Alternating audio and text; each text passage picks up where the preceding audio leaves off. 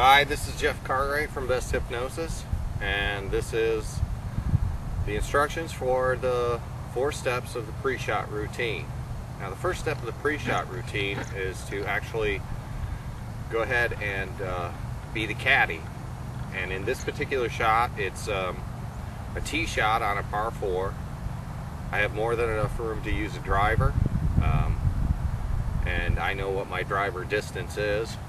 We're filming early in the morning on a foggy day, so I'm just going to go through what I know about the shot, which is that I'm going to hit the ball about 280 to 300 yards, and I'm playing from the back tees, and the hole is a little over 415 yards long.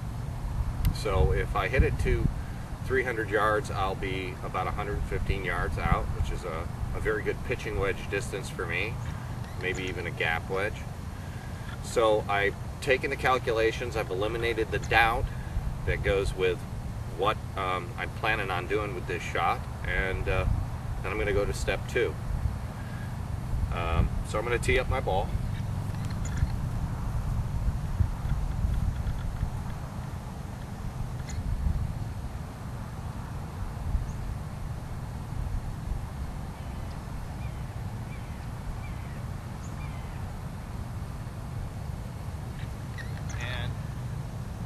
Step 2 of the pre-shot routine is to simply go within your mind, having used the hypnosis CDs to figure out what's going on, and I'm just going to close my eyes for a second and allow my mind to go down through my arms, into my hands, down through the club, and locate the sweet spot of the club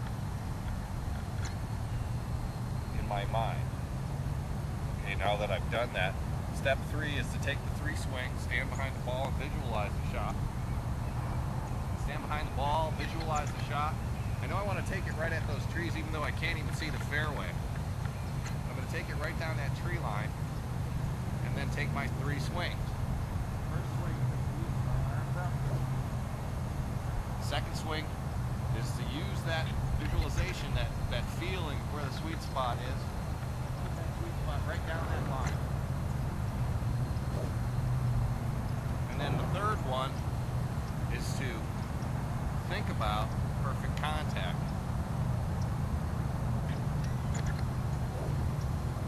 Now that I've done that, I've registered everything I need to know in my mind about what I have to do to hit this ball. So all I'm going to do now is set up to the shot and then think about what it feels like to make perfect contact.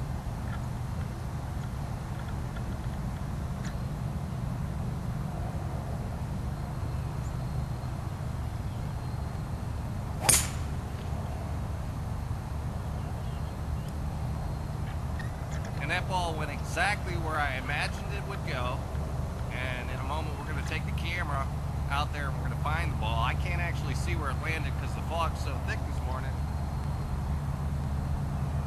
but I took it right down the tree line, exactly where I imagined it should go, and it went there.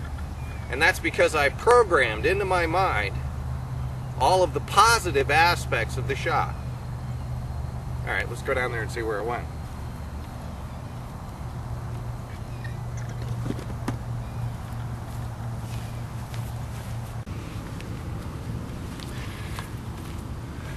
Okay,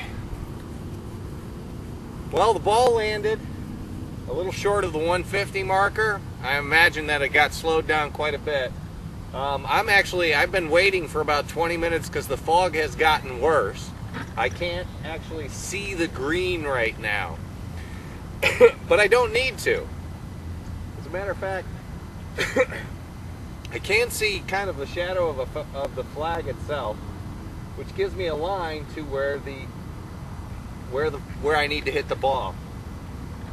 This green is actually pretty big, and from 100, there's the 150 markers right there. I've got a sprinkler head right over here, right next to the 150 marker. I've already checked it. It says 148, and I'm 10 steps back, so it's 158, and I believe that's a blue flag, which means it's in the back of the green. It's a large green, so I want to add 10 yards to that.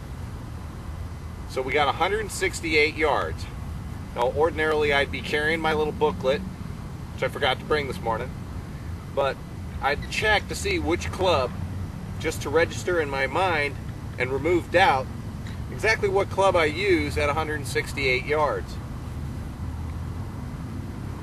I will be hitting, I can hit a 7-iron that far, but what I'm going to do, because I've noticed that the ball doesn't fly as well in the fog because of the density of the air in fog, I'm going to go up a club, which is what I always recommend you do.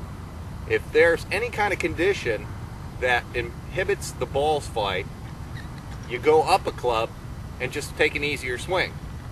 So instead of a 7-iron, I'm going to hit a 6-iron.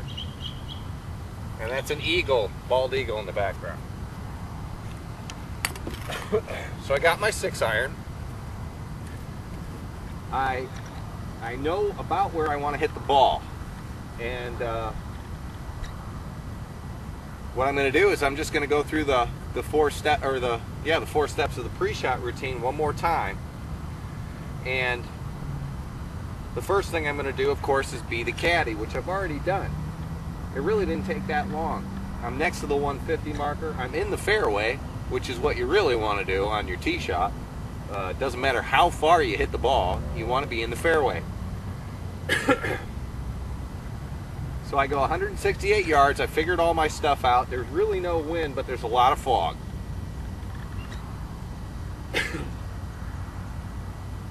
So I've taken care of the first thing. I want to look at the lie of the ball. We're on a little bit of an uphill lie. The uphill lie tends to make you kind of hit a little bit of a hook.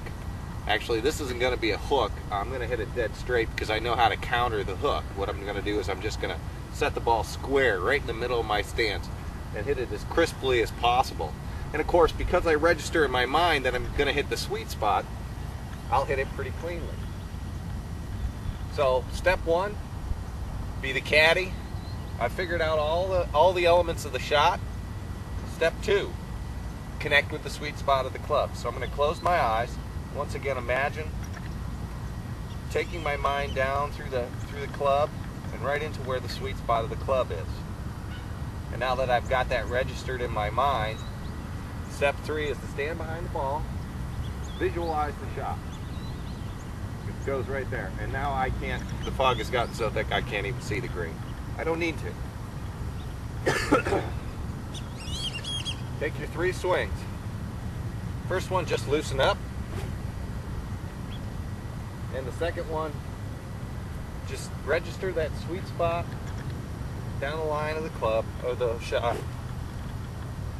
And the third one is to just think about what it feels like to make perfect contact.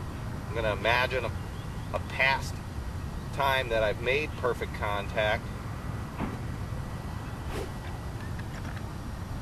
And now that it's in my mind, I've registered everything. All I have to do is step up, think about the perfect contact one more time, and hit the ball.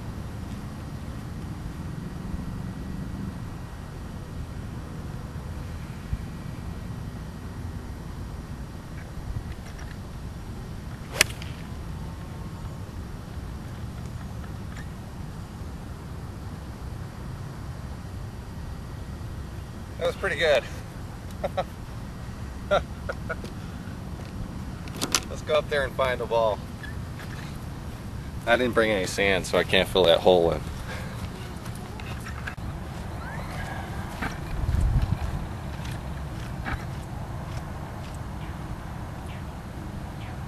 Okay, well, there's a ball mark. You can see the ball mark that is